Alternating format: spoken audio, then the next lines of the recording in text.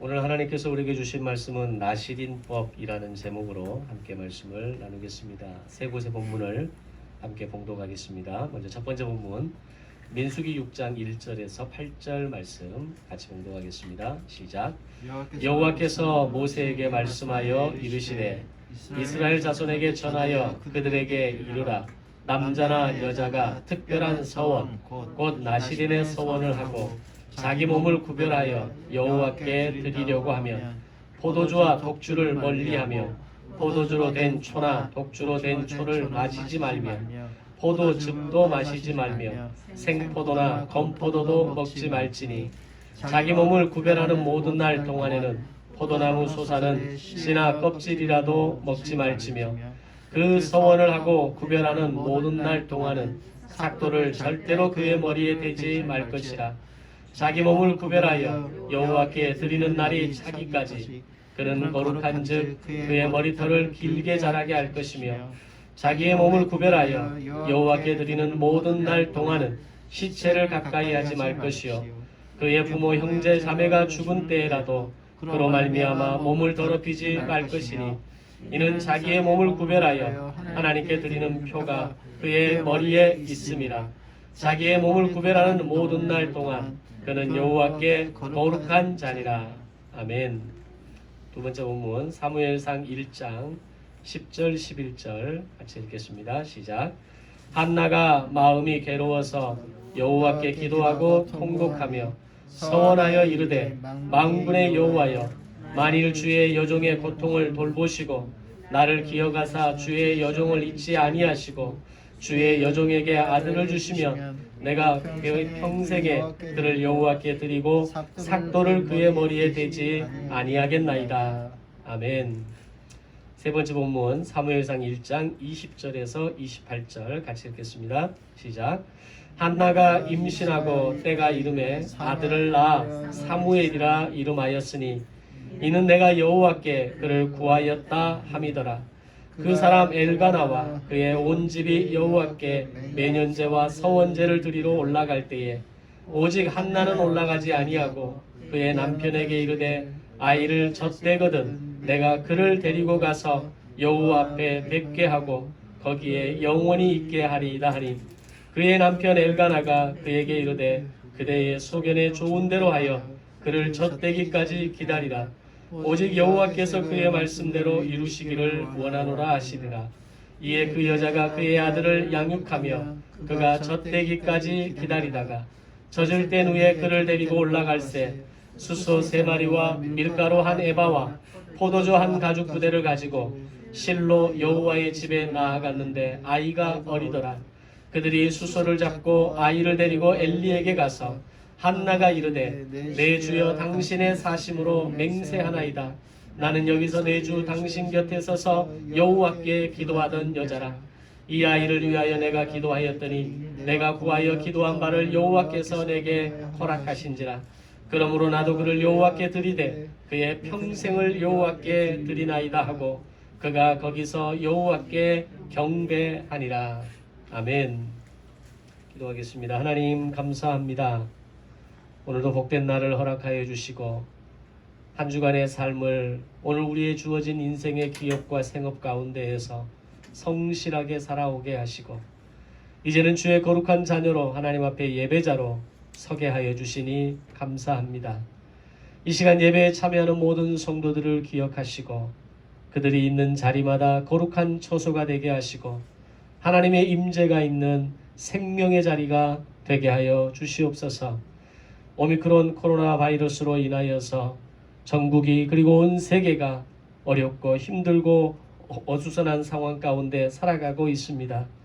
하루빨리 이 시간들이 회복되게 하시고 일상으로 돌아갈 수 있는 하나님의 은혜와 긍휼을 베풀어 주시옵소서.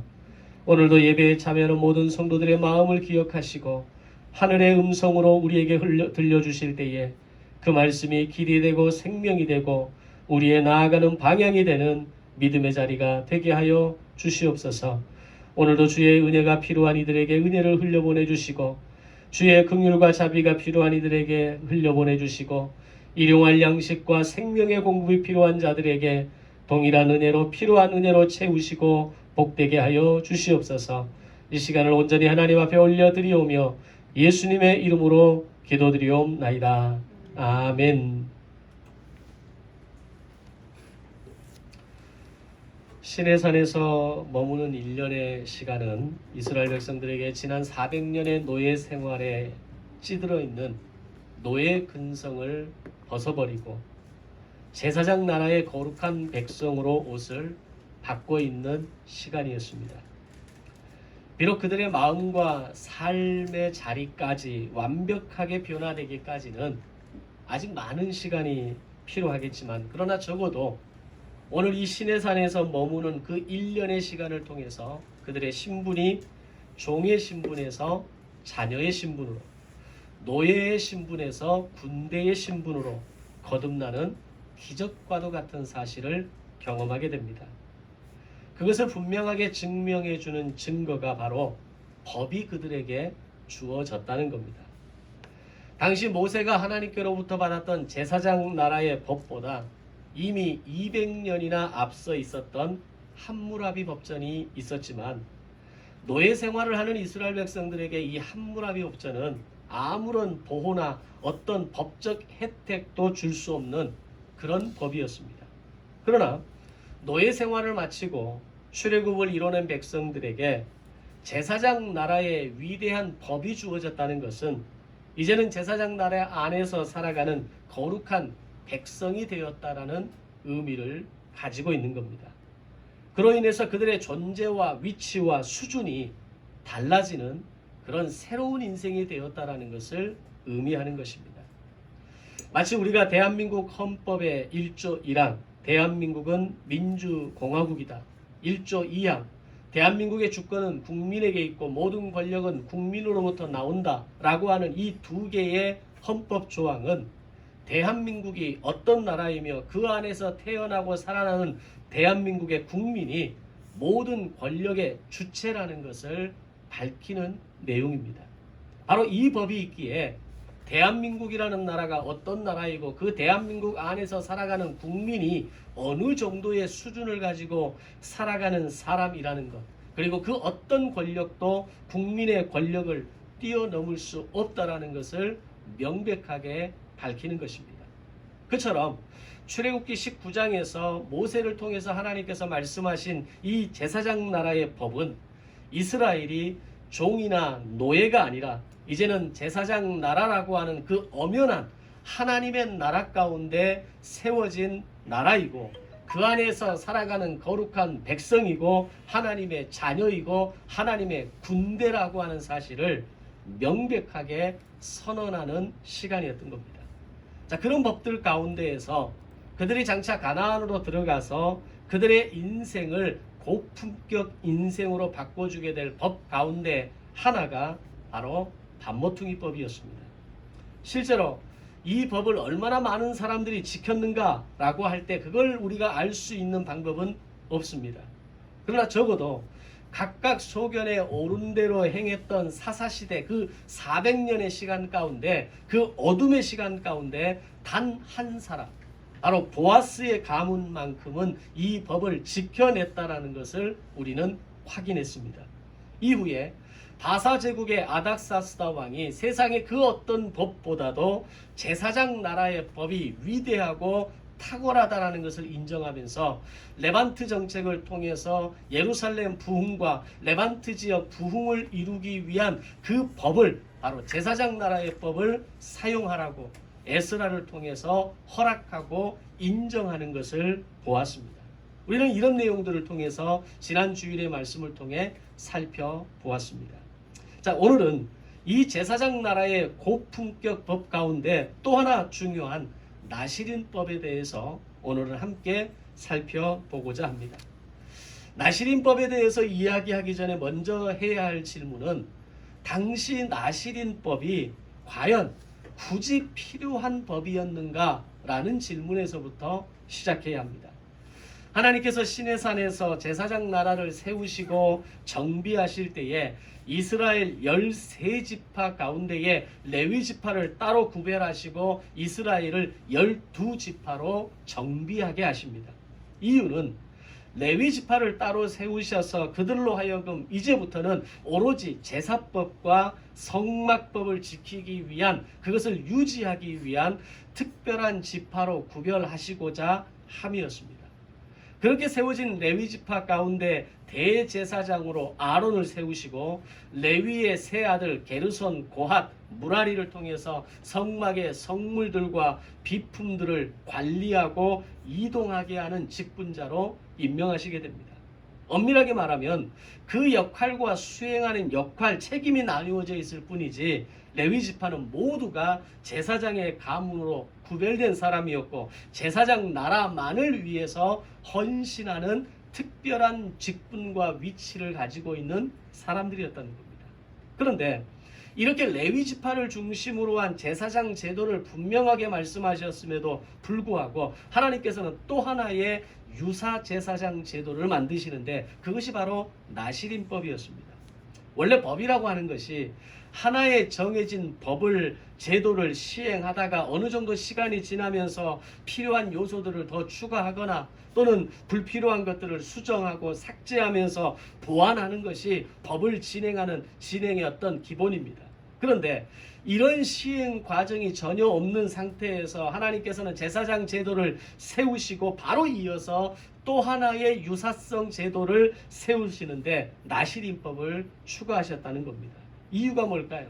그것은 바로 레위 지파에 속하지 않은 사람들 가운데 남녀를 불문하고 나 역시 레위 지파처럼 성막과 제사의 일에 참여하겠노라고, 제사장 나라의 그 법을 위해서 헌신하기를 원하는 사람들을 위해서 누구라도 합법적으로 이 일에 동참하도록 기회를 제공하는 것이 바로 나시린법이었다는 겁니다. 따라서 나시린법은 레위 지파를 위해서 있는 법이 아니라 레위 지파를 제외한 나머지 12지파 가운데에서 나도 하나님을 위해서, 제사장 나라를 위해서, 성막과 제사를 위해서 봉사하겠노라고, 나도 그 일에 헌신하겠노라고 결단하는 사람들을 위해 만들어진 법이라는 겁니다. 그런데 이런 결단을 했다는 그 자체도 놀라운 일이고 환영할 일인데 이 나시린이 되기 위한 과정과 그들이 감내하고 포기해야 할 내용이 보통이 아니었다는 겁니다. 물론 그 이전에 레위 지파가 감당해야 할 제사를 돕는 일과 성막의 모든 비품들과 성물들을 옮기는 일도 결코 만만치 않은 일이었습니다. 그리고 레위 지파의 사람들은 제사장이 되기까지 10년이라고 하는 인턴 과정을 거쳐야 했고 태어나면서부터 어릴 적부터 부모의 제사장으로서의 헌신과 수고를 20살이 될 때까지 보고 자란 사람들이었습니다. 그래서 이 제사장의 역할, 레위 지파의 역할을 한다는 것이 얼마나 힘들고 어려운 일인가를 레위 지파의 어린 자녀들부터 청소년기, 청년기를 보내고 있는 사람들은 누구보다 잘 알고 있는 겁니다. 특히 5대 제사를 드릴 때에 하나의 공통된 방법이 바로 제물을 태워드리는 겁니다. 제물을 태워드리기 위해서는 나무가 필요했을 것이고 그 나무의 양은 보통 하나의 제물을 태우기 위해서는 그 제물의 무게의 2배, 3배의 무게를 감당할 수 있는 나무가 있어야 드려지는 제물을 완전히 태울 수 있었다는 걸 감안한다면 레위인들이 매일매일 제물을 올려드리기 위해서 구해와야 할 나무의 양은 엄청난 분량이었을 겁니다. 광야에 존재하는 나무는 아카시아 나무과에 속하는 시딤 나무가 전부였고 쌀이 나무과에 속하는 로뎀 나무가 전부였다면 그들의 나무 수집 채취는 그야말로 중노동이라는 겁니다. 그들은 장막을 칠 때마다 레위 지파들은 사방으로 흩어져서 나무를 구해오기 시작했을 겁니다. 그렇게 어렵게 모아진 나무들을 가지고 제물을 태워드리는 그 제사의 일들을 감당하는데 레위 지파는 하루 종일 수고하고 하루 종일 중노동을 해야 했을 겁니다. 또한 제물을 잡아 죽이고 피와 내장과 살들을 분류하는 작업을 하는 데 있어서도 번제단을 관리하는 데 있어서 반드시 필요한 게 물이었습니다. 엄청난 물의 양을 통해서 씻어내고 닦아내고 그렇게 청결하게 유지해야만 매일매일 수많은 제물들을 잡아서 죽이고 처리하는 그 성막의 그 어떤 장소들은 악취를 해결할 수 있을 것이고 청결함을 유지할 수 있기 때문입니다. 이후에 솔로몬이 예루살렘 성전을 건축할 때 솔로몬이 신경 썼던 부분 중에 하나가 바로 수로였습니다. 제사를 드리기 위한 준비 작업을 위한 상수 공급이 제일 중요했고, 드려진 제물과 제단을 청결하게 하기 위한 하수 처리는 매우 중요한 영역이었습니다. 그렇지 않으면 드려지는 수백 수천 마리의 피와 내장의 오물들로 인해서 악취와 그 불결함은 해결 불가의 영역이었기 때문입니다. 솔로몬 성전에서도 그런데 하물며 광야에서 시작된 이 성막과 제사법을 지키기 위한 노동은 어땠을까요? 아마 상상할 수 없는 수고로 매일매일이 힘들고 고난의 연속이고 고단한 삶의 연속이었을 겁니다.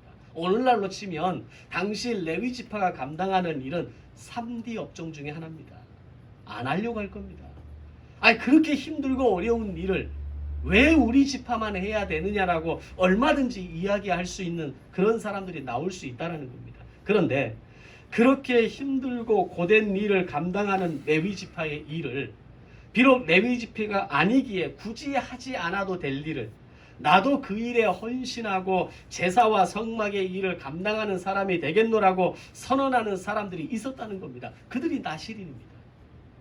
그리고 그들을 합법적으로 그 일을 할 수 있도록 법을 제공해 주었고 그 일을 할 수 있도록 기회를 주었다는 겁니다.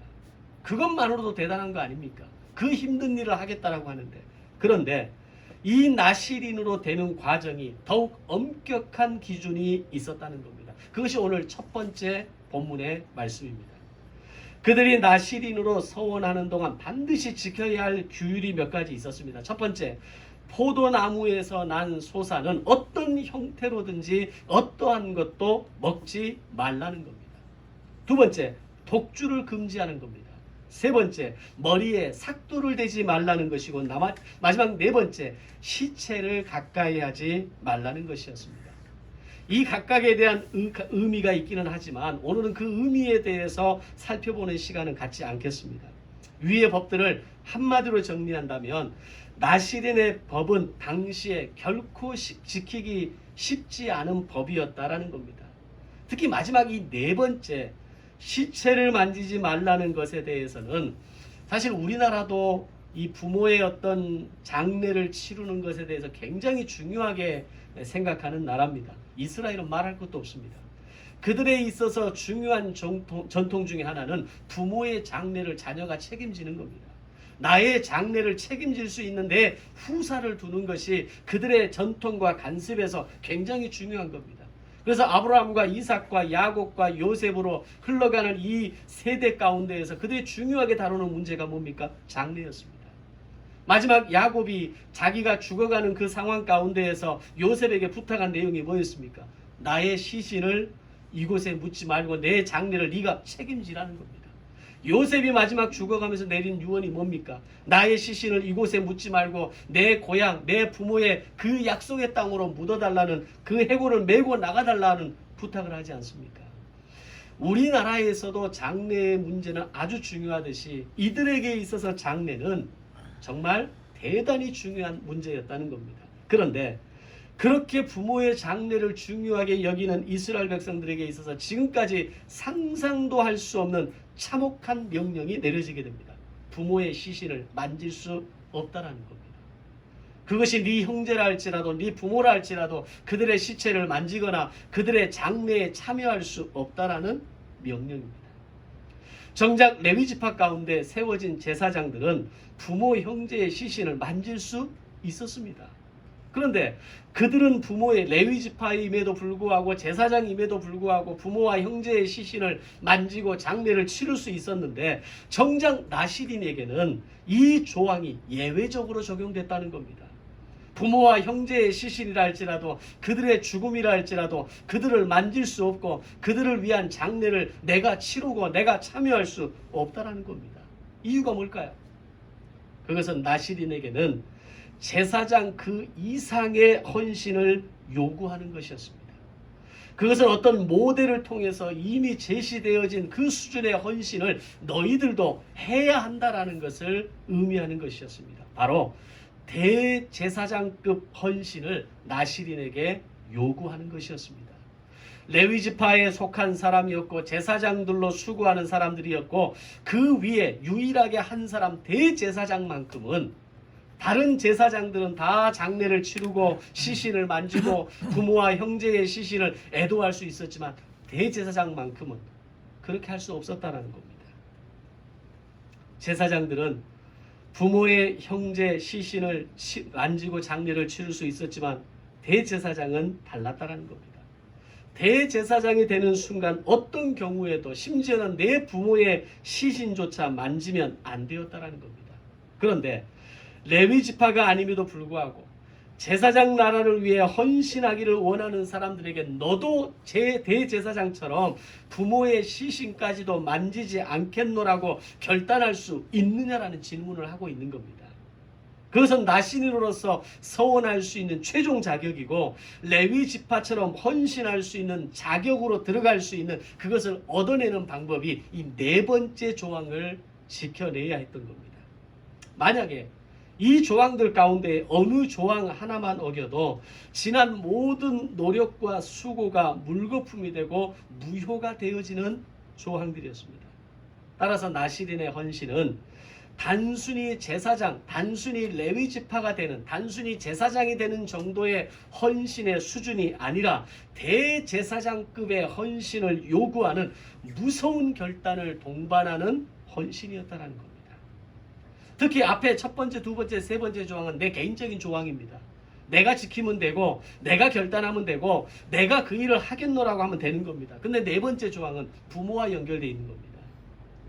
내 부모의 장례를 내가 책임지지 못한다면, 아니 네가 내 자식인데 네가 내 장례를 책임져 주지 않는다면 너와 내가 무슨 상관이 있느냐라고 생각할 수도 있지 않겠습니까?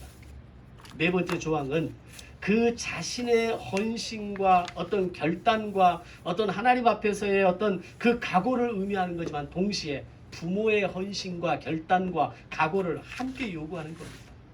부모가 동의하지 않으면 안 되는 겁니다. 부모가 그것을 함께 참여하지 않으면 안 된다는 겁니다. 이것이 우리에게 말씀하는 것이 뭘까요? 하나님 앞에서의 예배자의 태도, 헌신자의 삶과 자세는 달라야 한다는 겁니다. 나시린으로 서원하는 사람들은 내가 할 수 있는 그 이상을 헌신할 수 있는 사람들이어 있습니다. 그들은 레위 지파처럼 중노동과 같은 제사장의 헌신으로 살지 않아도 되고 부모의 장례조차 치를 수 없는 대제사장급의 헌신으로 살지 않아도 되는 그런 사람들이었지만 나는 기꺼이 그런 수준의 삶을 살아내겠노라고 결단함으로 인해서 자식도 부모도 함께 나시린으로 서원하게 하고 혹독한 훈련의 과정을 거쳐서 마침내 레위 지파와 같은 제사장과 같은 대제사장급의 헌신을 하는 나시린으로 세워질 수 있었다는 겁니다. 제사장의 수준은 헌신은 스스로 자원하는 마음, 더 나아가서 대제사장급의 헌신으로 나오는 것을 하나님이 기대하신다는 걸 의미하는 겁니다. 제사장 나라의 제사장들 제도를 이미 세우셨음에도 불구하고 왜 굳이 나시린법을 또 하나의 유사 제사장 제도를 만드셔야 했는가? 하나님은 그런 스스로 자원하는 마음, 더 놀라운 헌신으로 결단하고 그 본인뿐만 아니라 그 부모까지 그 집안 전체가 제사장 나라를 위해서 헌신하는 사람을 찾으셨던 겁니다. 오늘도 하나님은 바로 그런 예배자를 찾으십니다. 그저 이름만 그리스도인이 아니라 나에게 직분이 주어졌기에 의무적으로 그 일을 하는 것이 아니라 내가 할 수 있는 그 이상의 시간과 정성과 마음을 다해서 하나님을 예배하는 자들을 찾으신다는 겁니다. 아멘. 물론 이만큼은 하는, 이 정도는 하는 헌신과 구별도 귀한 겁니다. 그것을 헌신이 아니라고 딱 단정하고 그런 헌신은 뭐 하찮게 생각하고 그럴 수는 없는 겁니다.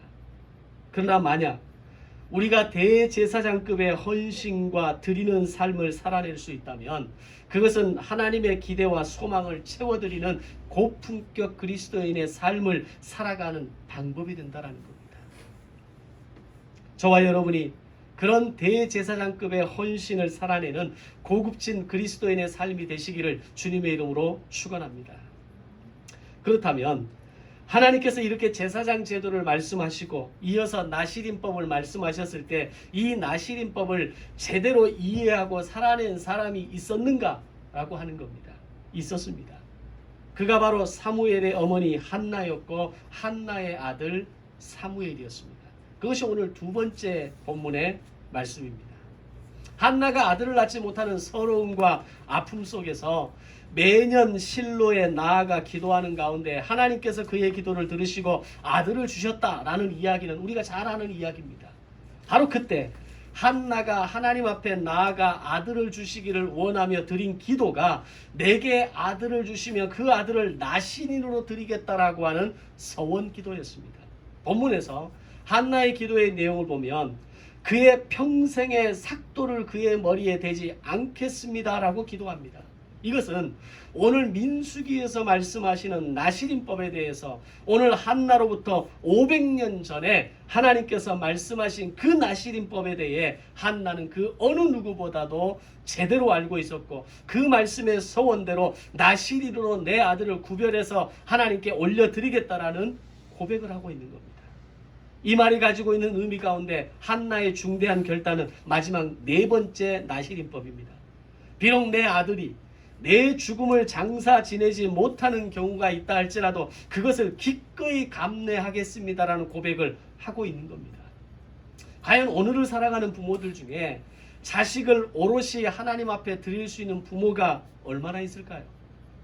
내 자녀가 나를 기억하지 않고 나를 책임지지 않고 내 마음을 만져주지 않고 나의 삶의 동행자가 되어주지 않았을 때 그것을 당연하게 그것을 인정하고 그것을 받아들일 수 있는 부모가 얼마나 있겠습니까? 서운할 수 있고 괴로울 수 있고 왜 나는 자식복도 없느냐라고 말할 수도 있겠죠. 그런데 한나는 오늘 사무엘이 나의 장래를 책임질 수 없는 상황이 온다 할지라도 하나님 이 아들을 나시린으로 서원하고 하나님 앞에 올려드리겠습니다라는 결단을 하고 있는 겁니다. 특별히 이 자식에 대한 문제는 한나에게서 고통스러운 주제 아닙니까? 부인나와의 관계 속에서 자식이 없음으로 인해서 자식을 낳지 못함으로 인해서 늘 고통받고 늘 슬퍼하고 그의 삶이 움츠려드는 고통스러운 삶을 살았던 여인이 한나입니다. 근데 그런 한나가 내 자녀가 내 것이 아니라 하나님의 것이고 이제는 나시린으로 세워서 대제사장급의 헌신으로 아버지 앞에 헌신하는 아들로 사역자로 헌신자로 살아가게 하겠노라고 고백하고 있는 겁니다. 아들이 그렇게 중요한 사람인데 자식이 그렇게 중요한 이슈였는데 그 아들을 내게 주시면 그 아들은 내 것이 아니라 하나님의 것입니다. 나시린으로 드리겠습니다. 살아내게 하겠습니다라고 고백하고 있는 거죠. 더 놀라운 것은 한나의 남편 엘가나는 이미 제사장 가문 가운데 한 사람이었다는 겁니다.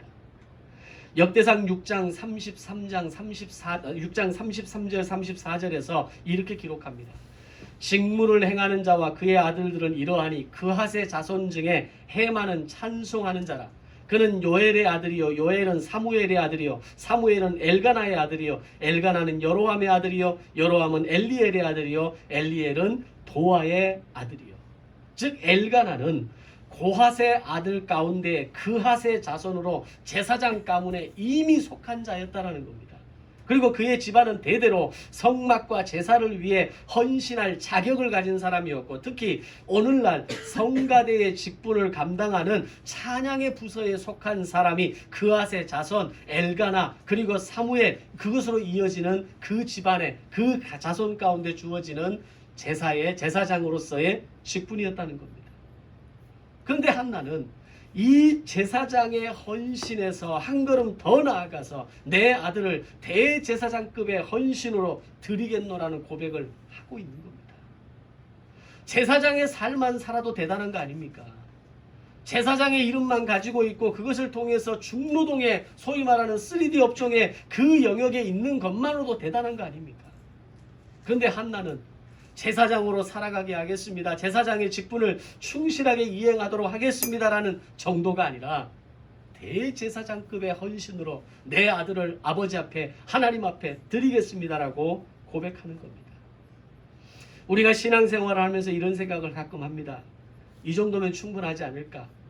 이만큼이면 남들만큼 하고 있고 그래도 남들보다는 내가 열심히 하고 있지 않는가라고 하는 생각입니다.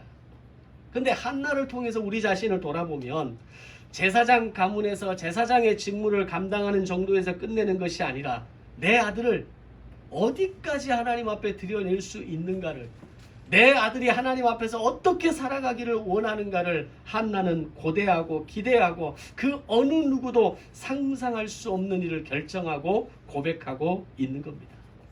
물론 당시 한나의 심정이 그 어느 누구보다도 아들에 대한 간절한 마음이 있었기에 무슨 말을 하지 못하겠냐 이렇게 생각할 수도 있겠죠. 우리도 그러지 않습니까? 너무 간절하고 뭔가 너무 기대가 크면 막 갖다 붙이잖아요.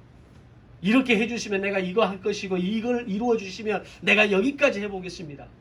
한나의 고백이, 한나의 그런 어떤 결단이 정말 아들을 얻기 위한 그 간절한 마음에서 나오는 그런 어떤 이야기는 아니었느냐라고 생각할 수도 있겠죠.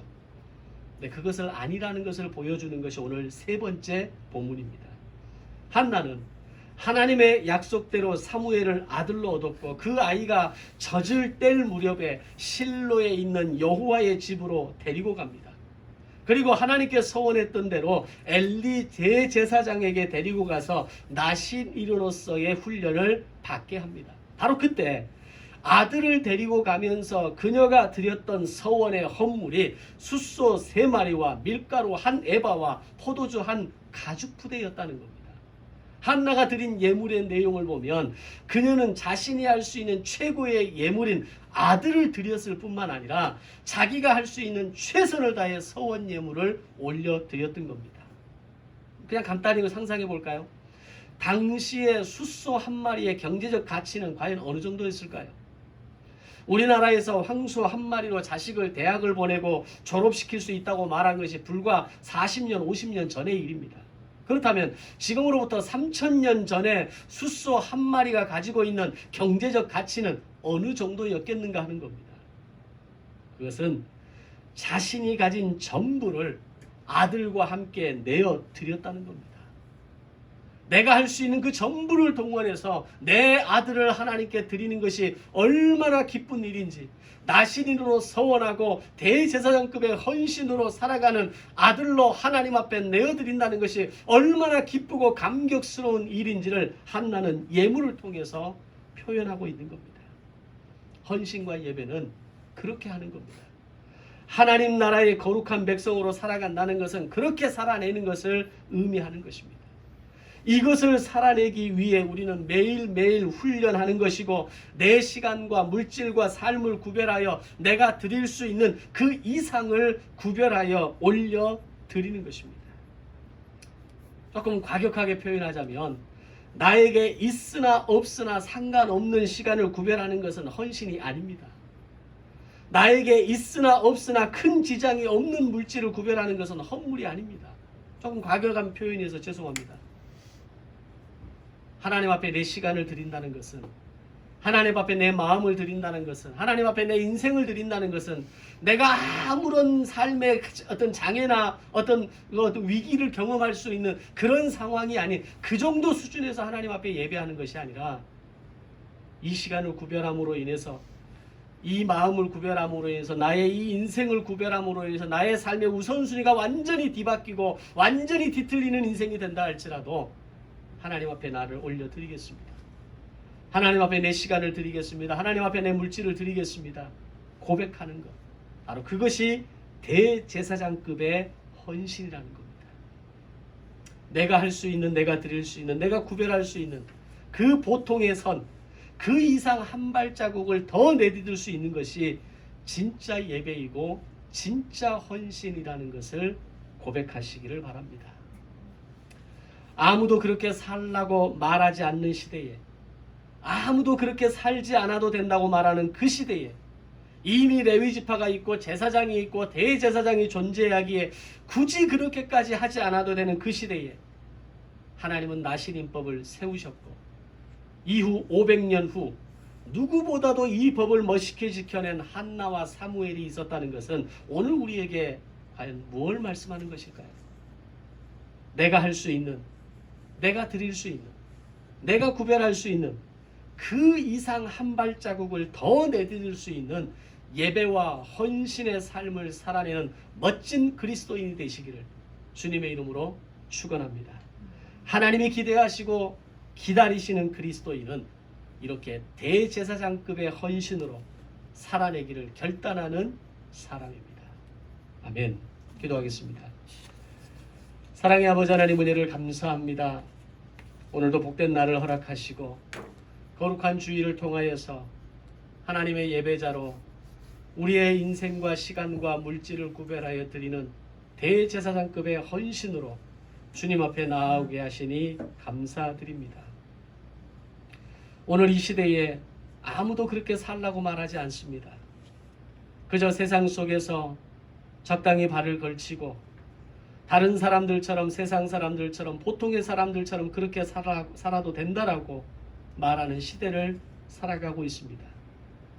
오늘 이 시대 가운데 예배를 위해 시간을 구별한다는 것이, 하나님 앞에 드리는 예물을 위해 내 물질을 구별한다는 것이, 하나님의 나라를 위해 헌신하는 나의 인생을 구별한다는 것이 어쩌면 우습게 보이고 가볍게 보이고 하찮은 것처럼 보이는 그런 시대를 우리가 살아가고 있습니다. 하나님, 그러나 적어도 하나님을 예배하고 사랑하고 하나님의 구원받은 이 시간, 이 거룩한 백성들이 오늘 나의 인생, 나의 시간, 나의 물질, 나의 마음 하나님 앞에 한 발자국 더 나아가 예배하는 대제사장급의 헌신으로 하나님을 위해 살아가는 거룩한 믿음의 백성들이 되게 하여 주시옵소서. 이미 제사장 제도가 있었음에도 불구하고 나시린법을 통해서 나시린법을 세워서 말씀하시는 하나님의 의도가 무엇인지를 우리로 다시 한번 깨닫게 하여 주옵소서.